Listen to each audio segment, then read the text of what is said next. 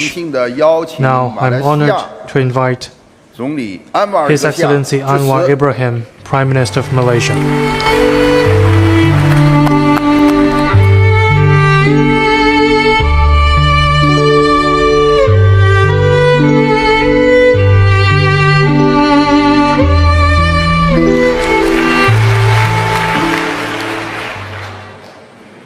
Premier Li Chang, Prime Ministers, ladies and gentlemen, 各位来宾，大家好。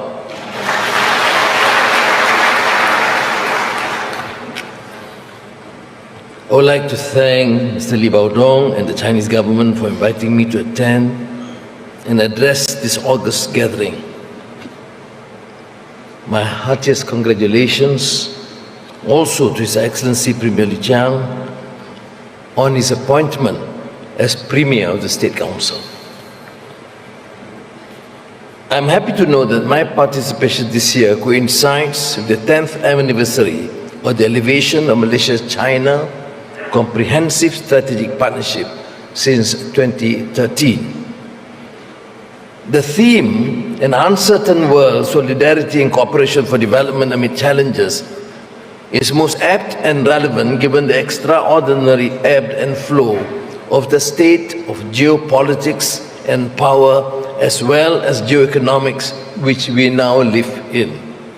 While not forgetting the bitter lessons of COVID-19 pandemic, and thank you again to China and the Chinese people for their help and assistance, not only to Malaysia but to the region. 谢谢. Nevertheless, the lessons of history remind us that living in an age of uncertainty is but a mere manifestation of the cyclical nature of socio-political as well as economic evolution. The collapse of the Berlin Wall and the ensuing rapprochement signaled the end of the Cold War, but it led to grandiloquent proclamations about the end of history, namely assertions by the West about the triumph of liberal democracy and capitalism being the be-all and end-all for progress. In the meantime, China and India undertook an unprecedented socio-economic reform which resulted in phenomenal growth, empowering them to reclaim their rightful place on the global stage. ASEAN, too, as Premier Hsien Loong mentioned, has grown, and now we have seen the new Africa. What we have seen in the last 3 decades and continue to witness today is that there are other equally legitimate ways of viewing the world and different paths of interpreting and achieving socio-economic progress. China's socialism with Chinese characteristics, Chinese path to modernization, and President Xi Jinping's idea of a community of shared future for mankind are notable examples of this. Economic empowerment and civilizational dialogues. Excellencies, ladies and gentlemen, the unity government which I lead has introduced the Malaysia Madani concept as an expression of desire to forge our own path based on our own mode as we create a humanistic nation in line with our civilizational values.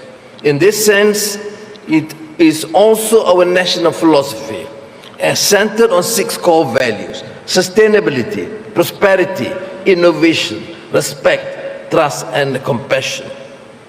These core values are not new, yet they are the most germane for Malaysia given our history, particularly the past few years.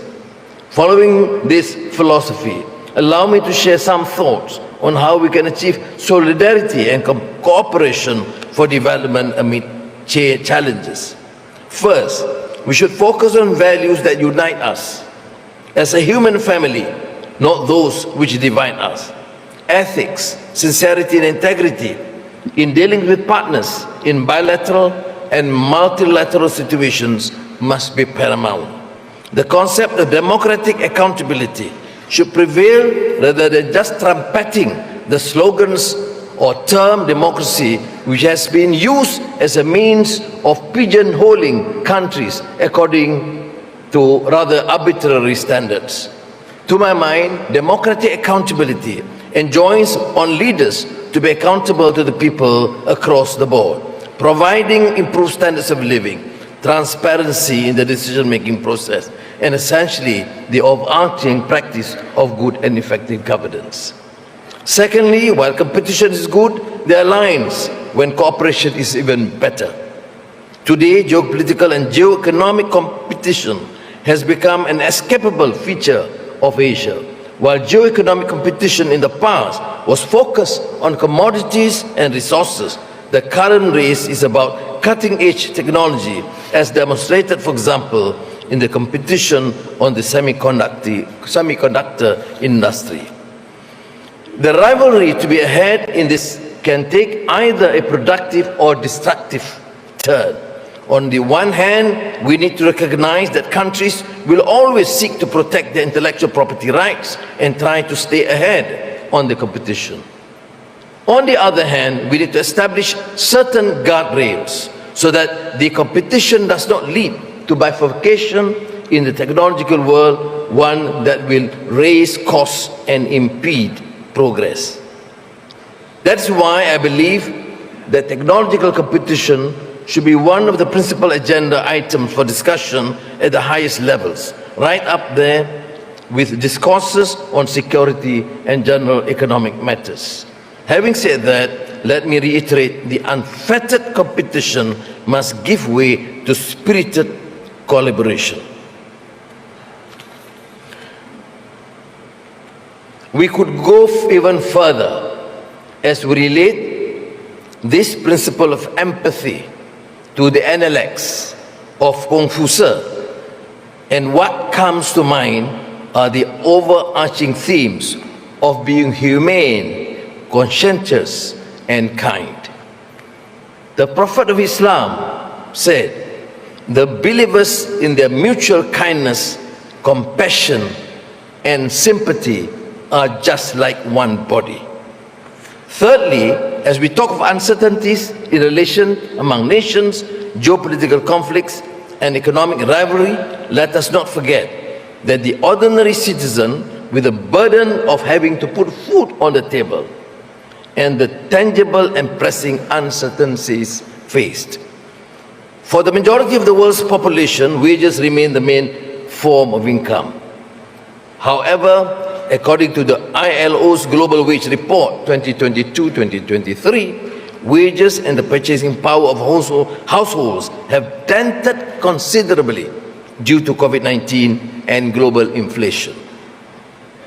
In the absence of adequate policy responses, the immediate future would witness a sharp fall in real incomes, a rise in inequality, which could fuel further social unrest.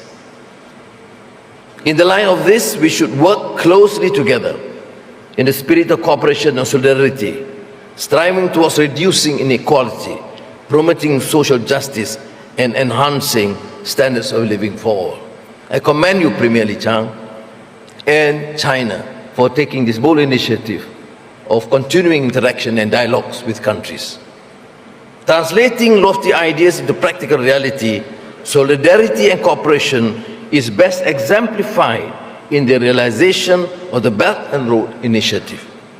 With the pandemic behind us, we should try to gain or regain its momentum. In closing, I cannot overstress that if we continue to cooperate, speak in a unified voice, and exchange ideas on strategy and best policy practices, we can work together in an Asia that is stronger and more resilient. 谢谢。